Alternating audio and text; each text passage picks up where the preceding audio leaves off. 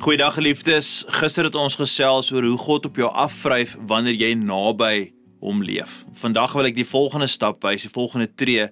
Dis die deel wat Paulus noem van glorie tot glorie. Seker een van my gunsteling teksgedeeltes in die hele Bybel is 2 Korintiërs 3 vers 17 tot 18. Paulus skryf, waar die gees van die Here is daar vryheid. Ons almal weerspieël die heerlikheid van die Here en word al hoe meer verander om soos die Here te lyk met 'n heerlikheid wat steeds toeneem. Nou hier is Paulus se punt, eintlik eenvoudig, maar is nogals diep. God doen nie 'n vinnige tipe van 'n bolangs of 'n oppervlakkige facelift in ons geestelike lewens nie. Nee, hy doen 'n progressiewe, daaglikse, konstante transformasie werk in ons lewens. Selfs 'n laag vir laag, deel na deel, dag vir dag proses waar God met my en jou werk. Die vryheid waarvan Paulus praat, is eintlik wanneer die Gees in jou werk, gee hy jou nie net vryheid van sonde nie, maar eintlik maar vryheid van jouself, vryheid van jou ou maniere, jou ou reaksies, jou ou taal.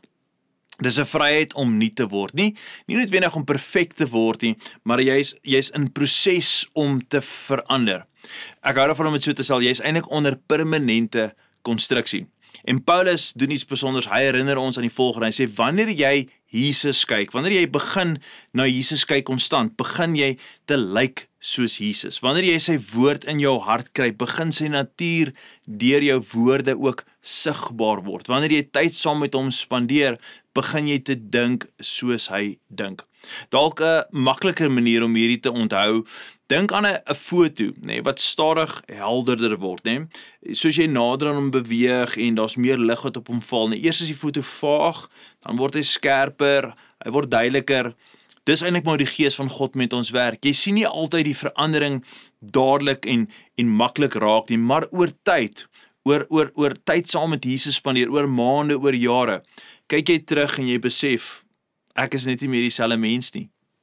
En dit gebeur omdat God jou van glorie na glorie na glorie neem. Geliefde, dit is 'n wonderlike proses hoe God in en deur ons lewens werk. Ek weer altyd net hierdie vraag vir, het jy dalk moed verloor omdat jy nog nie ver genoeg is nie? Jy dink jy moes al verder gewees het in jou reis met die Here, in jou wandel met die Here. Jy dink jy moes al reeds perfek gewees het. Onthou, God het jou nie geroep om perfek te wees nie. Nee, hy het jou geroep om in proses te wees. En dis 'n wonderlike proses. Dis 'n proses van genade. En elke proses wat deur die Gees gedra word, bring altyd groei in jou lewe. Nou geliefde, jy hoef nie alles vandag per se reg te kry nie. Die Here vra nie vir perfektheid nie.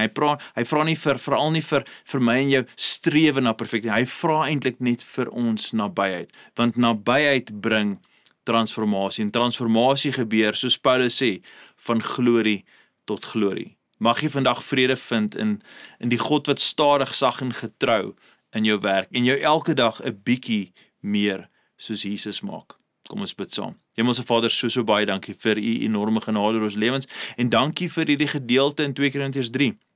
Waar ons leer dat wanneer ons Christus aanskou asof in 'n spieël, word ons getransformeer van heerlikheid tot heerlikheid. Dit is 'n proses van genade hoe in en deur ons transformasie werk. En daarom vra ek vandag, Here, mag ons daai proses vertrou, mag ons inlê in daai proses en mag ons toelaat daai proses werklik ons lewens radikaal transformeer, Here, dat ons nie dink dis net 'n eendag ding nie of is 'n sprint nie, maar Vader, mag ons besef dat soos ons terugkyk oor die jare wat ons wandel saam met Jesus, dan besef ons eintlik hoe die Here al reeds so baie met ons reg gekry het. En vandag as daar baie van ons is wat nog jonk in hulle geloof is of nog nie die transformerende hand van God raak sien, bid ek vir genade en 'n ywer en 'n lus en 'n begeerte om net aan te hou kyk in Christus en dan toe te laat dat u deur die Gees hulle lewens verander. Dis my gebed in die mooi naam van Jesus. Amen en amen. Geliefde, ek sien julle môre.